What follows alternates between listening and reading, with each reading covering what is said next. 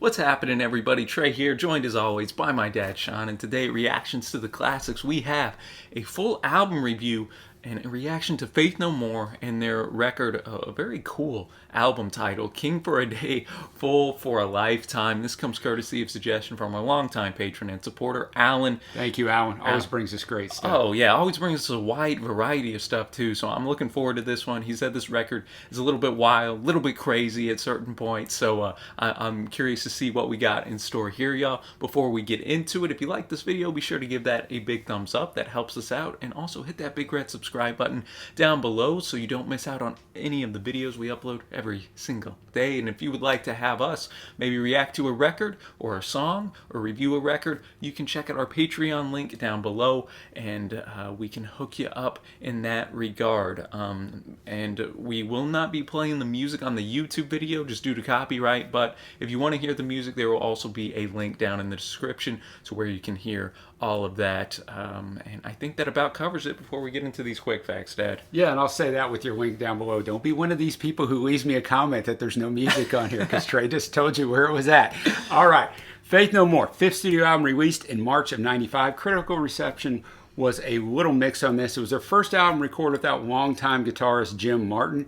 The album showcased a greater variety than the band's usual heavy metal leanings. That's why the fans and the critics were a little mixed on it. Production of the album was marred by the band suffering a car accident and the absence of keyboard player Roddy Bottum, who was affected by the death of both his father and Kurt Cobain, whose wife was his close friend. Recorded in Bearsfield Studios in Woodstock, New York, making it the first and only Faith No More album not to be recorded in their native Northern California. Billy Gould, the bassist, has described the remote location of the studio as a form of, quote, sensory deprivation. Writing and rehearsing the songs for the album took 8 to 9 months. Recording the album took an additional 3 months. This one really was a labor of love, for which the band hired producer Andy Wallace. He previously worked with Sonic Youth, Nirvana, and Slayer. So a total of 20 tracks were recorded for the album. Only 14 of them make it. All lyrics are written by Mike Patton, unless I note otherwise. And Mike's the guy, Trey, that by most metrics that measure voice diversity and octaves has maybe the greatest, most versatile voice in music history. And we've heard several of their songs and Mike on our Friday Night Live stream. Some Mr. Bungle stuff as well from Mike. And I think Alan's actually brought a couple of... He has. And I only know one Faith No More song that was big in the 90s. That's it. I don't know any of these. So I'm looking forward to diving in, man. It'll be a new experience. We're going to start with the track Get Out. For all these, we're going to have the lyrics pulled up, just kind of take the song in, and then give our reaction at the end. So Get Out. Let's get this party rocking. Let's do it. All right, man. Mike going in from the beginning right here. You know, I know you said that, you know, it went off a little from their heavy metal leanings, but still pretty heavy tune. This one was very heavy. Mike showing a little bit of range there. But yeah, just a quick little 220 to get into it. And yeah, I thought it was a good way, powerful way to start. And instrumentally as well. No, I really enjoyed the riff by, I see his name's Trey. I dig that. You know, good job, Trey Spruance. And cool little drum fills in there. I like the verse. It is the hardest thing to do, to watch it grow on top of you and see you're just like everyone. No fun. Obviously talking about something growing inside him, something he doesn't like. Little bit of kind of punky post-hardcore vocals in there as well. Again, pointing to Mike's diverse range. And now we're going to go to the second single released on here. The track Ricochet went to 27 in the UK, 58 in Australia, and it has been stated to have been written the day of Kurt Cobain's death, though it's not about that, and is sometimes titled Nirvana on the band's set list. Yeah, and I failed to mention at the start, like, none of these songs charted in the US, even though they're a US band. All the chartings are going to be the UK and Australia, man. All right, well, let's get to Ricochet.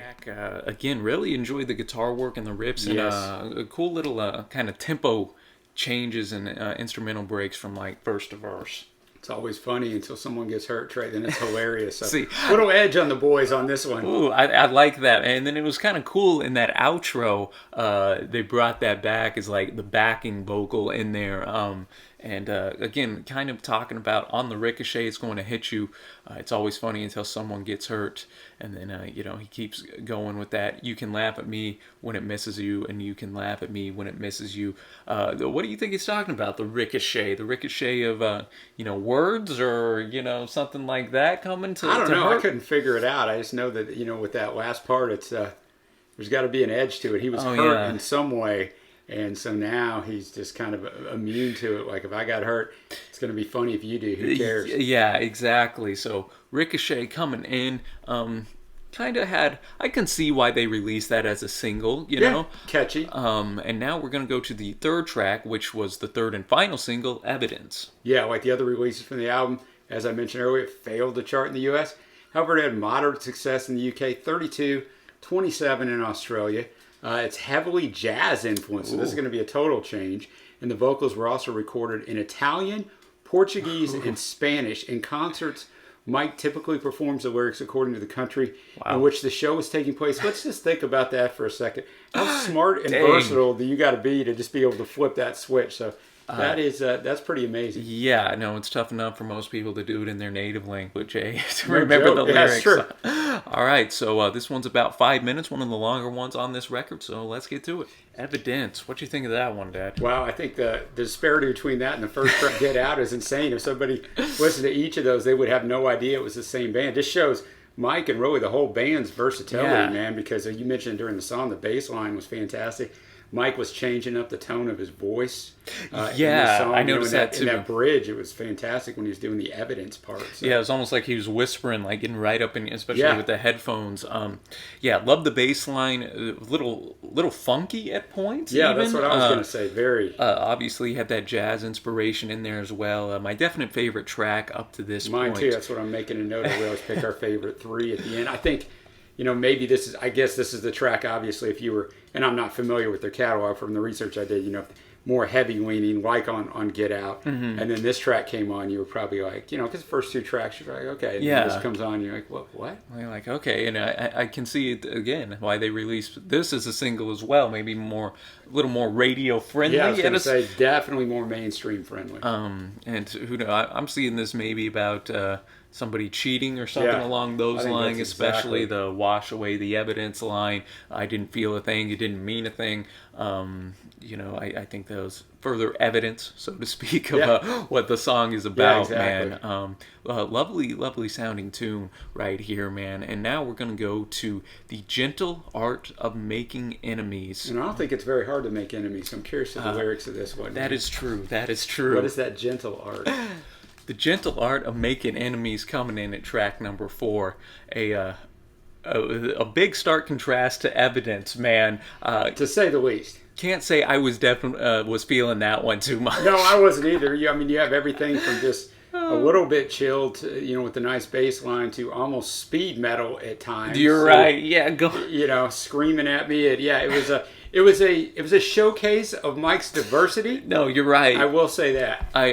It reminded me a little in those vocals where he's like yelling, especially at the end, a little of Jello from Dead Kennedys, again going into that kind of hardcore punk, especially kind of the riff in there, a little California Uber Alice type of stuff.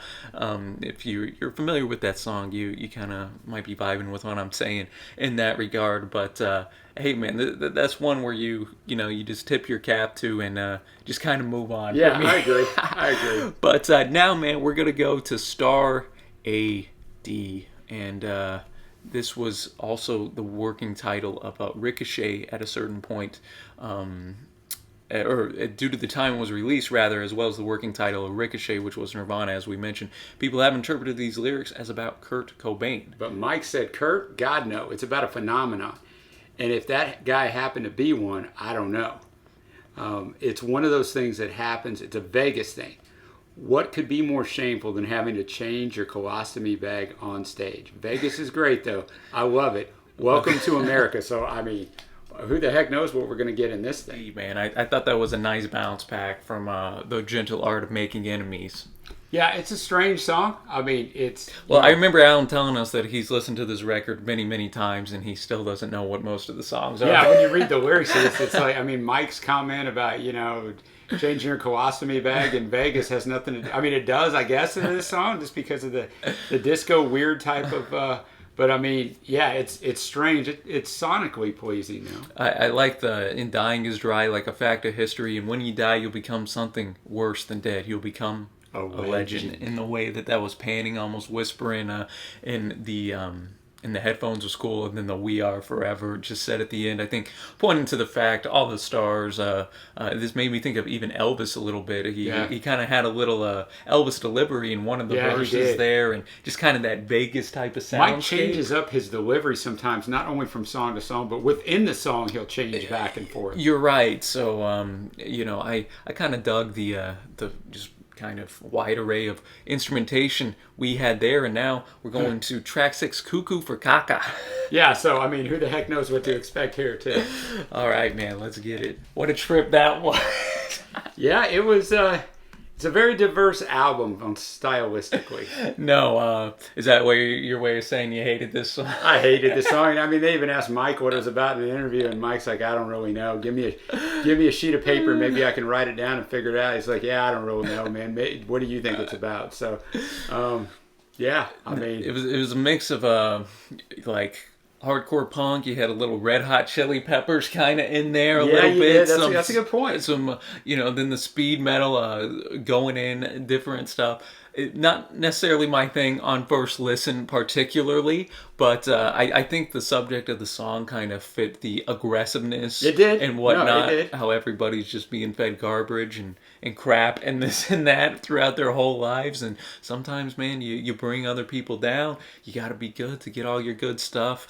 Man, and I'll leave it at that. And now we got track number 7, the Corallo Voyador. Yeah, you noticed I wasn't jumping in to help you on this. I'm probably butchering that. It's a very popular graffiti in bathroom walls all over Brazil. Their bassist Billy Gold said, well, we all know what they're going to make me say it again. I know, I was like, you just keep going. Caralaho Voador is right. It's like this flying dick, right? Well, it's about a man in his car who's just an effed up old man. He drives around the city and he's picking his nose.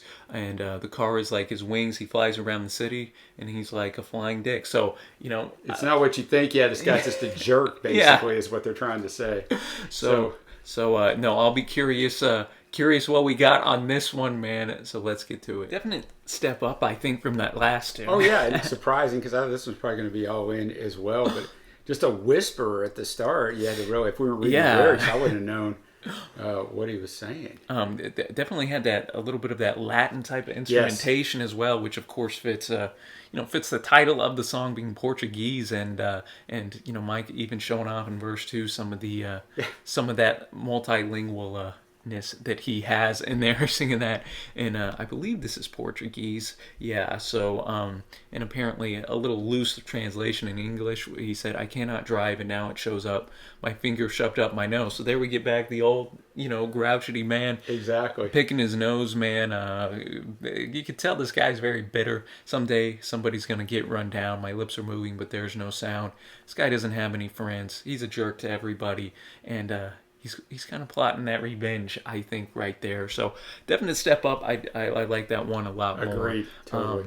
Than the last tune. And now we're going to Ugly in the Morning, track number 8. Only 3 minutes long, so I'll be curious what side of Faith No More we're going to be getting right here, man. Let's get it. Ugly in the Morning. Well, yeah, that was something, huh?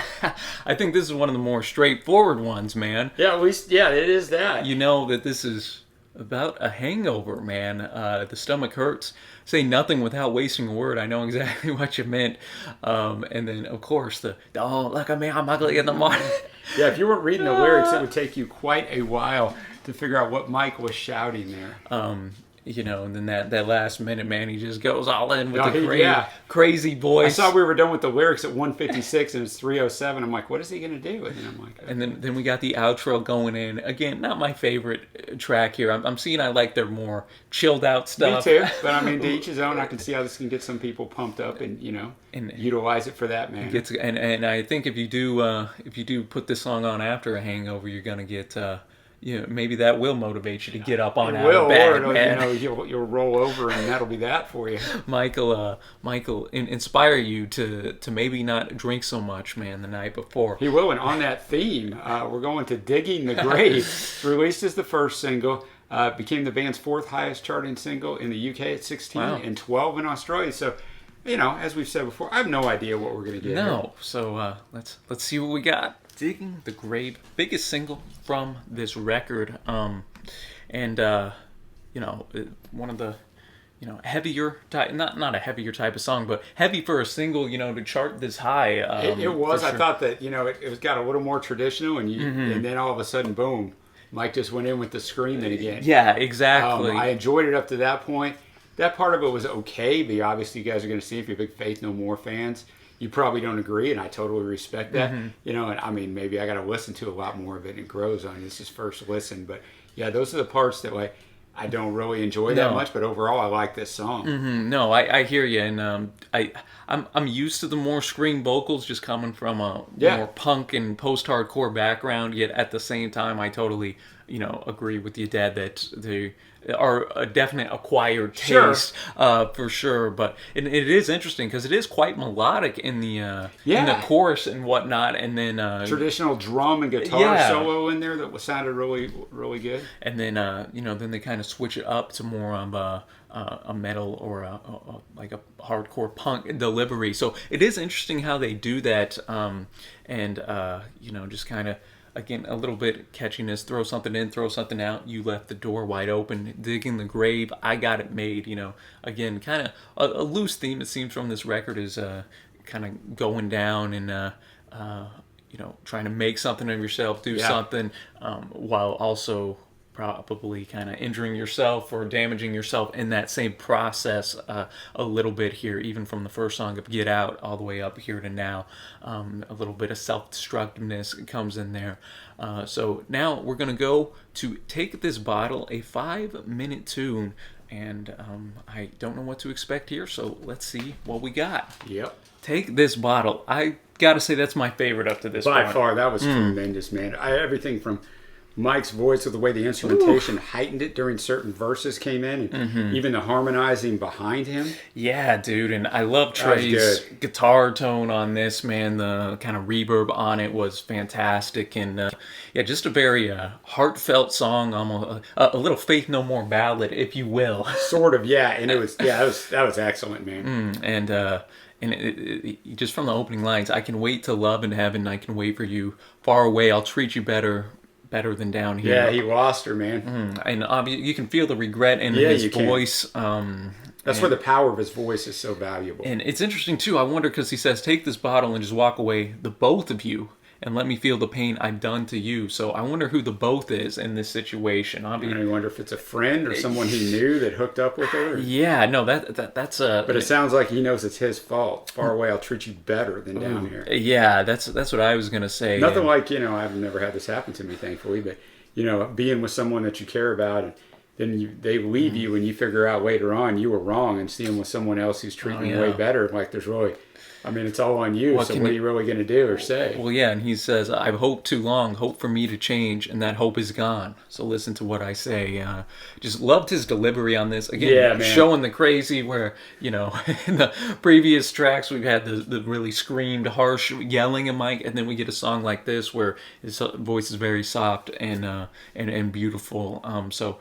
Big hit for me on this one for Take This Bottle. That takes us now to kind of the title track in a sense. Exactly. King for a Day. 6.5 minutes, one of the longer tunes on the record, so let's see what we got. What were your thoughts on this one? I thought it was fine.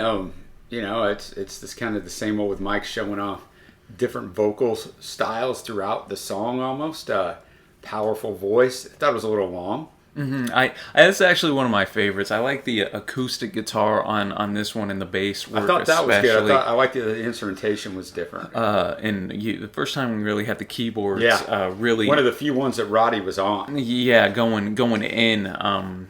So that one was I like the instrumentals of it, and Mike again was able to go in for a little bit. The chorus, you never cheer before you know who's winning, and then you had kind of the like hushed whispered vocals yet again. This is kind of a technique he uses quite a bit here, And they like to finish by like tons of repetition, and then that sticks in your head. no, you're right. Throw me down with that silly look in my like this in my head like over there. So it's interesting and a good strategy. And now we're gonna go to a one of the shorter tracks on here. What a Day. So I'm expecting a little heavier tune in this one after we've had a couple more chilled out tracks in these last two ones. So what do we got? Let's see. What a day. What a Day coming. I kind of predicted. I called my shot on that one. You did. You definitely did. I thought he sounded really good. Yeah, he was going in, man. A little shorter and sweeter to the point, where that style is kind of a little more digestible than some of the other tunes I wasn't feeling on this record. Yeah, I agree. As much there. So for this type of style, that was one of my favorites of that style on this record, man. And again, being a lyrics guy, you kind of got to shift your mindset listening to them, because a lot of abstract, almost stream of consciousness like lyrics on this one, on this whole record, and this song particular, man. And again, Mike, as you mentioned on the last tune, Dad, with the outros, they kind of do something memorable or with repetition, or go in with the screaming, or whatever the case may be. Now to the penultimate track, The Last to Know. 4.5 minutes. I don't know what we'll get here. I don't either, man. I just wasn't a lot to research on these. Man. I tried, but we'll figure it out as it goes. Another strong song on this set. I'm definitely liking this second side a lot more than I did the first part of this record. We kind of mentioned in the reaction, Dad, where I like this type of style of Mike's vocals. I do too, very much so. More than kind of anything else on the record, and I thought Trey was fantastic on the guitar, especially in that outro. Yeah, agreed. I don't really have much else to say, but yeah, that one was a real pleasant one. And that concept, first to go and the last to know. Can't you see there's only one me, and that me is me? You'll call me, I'll stand in line till then, I'll be waiting. So again, almost like that Take This Bottle, in the sense where he was having to wait for her there, had to let her go. I wonder, not an apples to apples theme in here, right? But something along that line. And now, y'all, we are to the final track, the track "Just a Man." We have played this on a live stream before. Yes, we have. I actually have it liked on my Spotify list, but I haven't heard it, I don't think, since then. But let's see how they end this out, and then we'll end it off, y'all, with our favorite tracks and overall score of the record. Very well might have saved the best for last on that one. Agreed. Yeah, I really do. 100% agree. That's my favorite song on here. I really once the chorus hit, I was like, yeah, I remember this. Yeah, one, once man. it hit, I remembered it as well. I thought the chorus was fantastic. The choir coming in, and I mean, being about Icarus, it kind of reminds me of one of my favorite songs by the group Thrice, Yes, Daedalus, which also kind of deals with the myth of Icarus flying too high and the sun burning him, which then comes to a climax here when Mike says, "And every night I shut my eyes, but now I've got them open wide. You've fallen into my hands, and now you're burning me, burning me. You can't get too hot or too close to that sun, man. Right. It's gonna take you out." Really, really enjoyable track, and I guess that transitions us perfectly to our favorite tracks. I got this. I got Take This Bottle. I'll go King for a Day, and we'll say Evidence as well. Well, you stole mine. I got Evidence, Take This Bottle, and of course this one, Just a Man. So now that'll go to our overall score of the record. You want me to start, Dad? Yeah, you can start. Okay, so this one, it was definitely a tale of almost two records for me. I thought the first half, besides Evidence, there wasn't a lot there that I particularly enjoyed. I thought, though, once we hit the second half of this record, it really ramped up. especially from Take This Bottle On. I thought the last 5 tracks were really, really strong and solid. A lot of different stuff going on here stylistically. I'm very impressed with Mike's vocal delivery on this, the wide array of styles he's able to go in. Thought the bass work was great by Billy Gold here. Trey's guitars were solid throughout. This is 14 songs. I think it would have been better at maybe 9 or 10. Maybe cut out some of the filler stuff. And I can see why it was kind of polarizing. I can too. Because if you're a fan of the real big, metal sounds or the experimental stuff, there's some of that for you. But the whole record's not like that, and then vice versa. So this one's a tough one for me to rate, especially on first listen. I know we're both really big lyrics guys. Yeah, and I can get around that at times for sure. And that record, it's not what they I think really went out to do. Mike's even we mentioned that on a couple it's of a the sonic tunes. Experience, man. So this one's a tough one for me to rate, man. I still liked a lot of what I heard on here. I didn't like some of what I heard though as well. We're honest here at the channel. But I'm glad Alan brought it to us to listen to hear some Faith No More. So I'm gonna be around a 6 to 6.25 for me. Okay, so I have a lot of your same thoughts, so I'm not going to belabor it. I think the 14 to 10 songs would have been a great choice. I think Mike Patton is just a tremendous vocalist, and I mean, it shows throughout these songs. There's a lot of diversity. I admire all of that. I can get by the lyrics stuff. There's some of my favorite songs. The lyrics aren't anything there. They just sonically sound good. All that to say, the songs I liked, which were the 3 that I talked about, Just a Man is just a tremendous song. Those are really good. There's a lot of the stuff that I just don't get. It's the danger of doing a reaction, right? And a first-time listen. I mean, I understand if you spin these over and over, they grow on you. But on a first-time reaction, I love you to death, Alan, but I'm going to be at a 5.0 on this, which, there you go. Is an average grade. But, it might grow on me over time, of course, but on the first listen. But still glad I got to listen to it. Yeah. We've heard Mike Patton on several of our live streams, not just with Faith No More, but in other projects, and tremendously talented guy. So this was overdue. We needed to get into an album. Oh, definitely, man. And again, shout out to Alan for Definitely, bringing this Thank to you, us. brother. He brings us a wide variety of stuff, from Jeff Buckley to Silverchair, Crowded House, Faith No More. So always curious what he has up next in store for us, man. Too. Let us know what you think of this record, y'all, down in the comment section below. Your favorite tracks. What's your favorite Faith No More record as well?